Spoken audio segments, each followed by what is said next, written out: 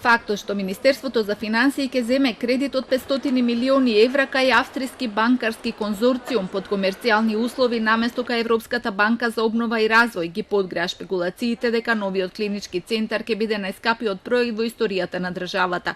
За сега не се открива каматата и условите под кои се зема кредитот, како и колку ќе бидат дополнителните буџетски вложувања за патишта и комунални приклучоци.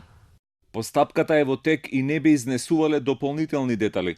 Кога ќе заврши процесот на евалуација, јавноста ќе биде известена на најтранспарентен начин. Денеска реагира и од ВМРО ДПМН, обвинувајќи дека се подготвува грабеж од причина што воопшто не е сеедно дали ќе се земе кредит од комерцијална или од развојна банка. Не сака Зоран Заев, некоја институција, како Развојна банка на ЕУ, да го контролира процесот, како се трошат парите од заемот. Тој сака да ги троши без контрола, колку и да е повисока каматата. Повика министерот Филипче да му се спротистави на Заев и да не дозволи изградба на прескапиот клинички центар, на кој не верува дека ќе му биде поставен камен темелник во мандатот на оваа влада. Од СДСМ Кусо изјавија дека продолжуваат со планот.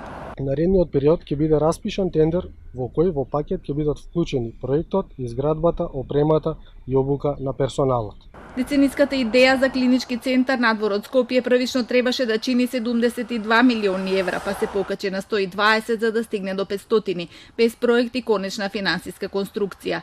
Центарот ќе се гради во скопската населба Ѓорче Петров на површина од 104.000 метри квадратни.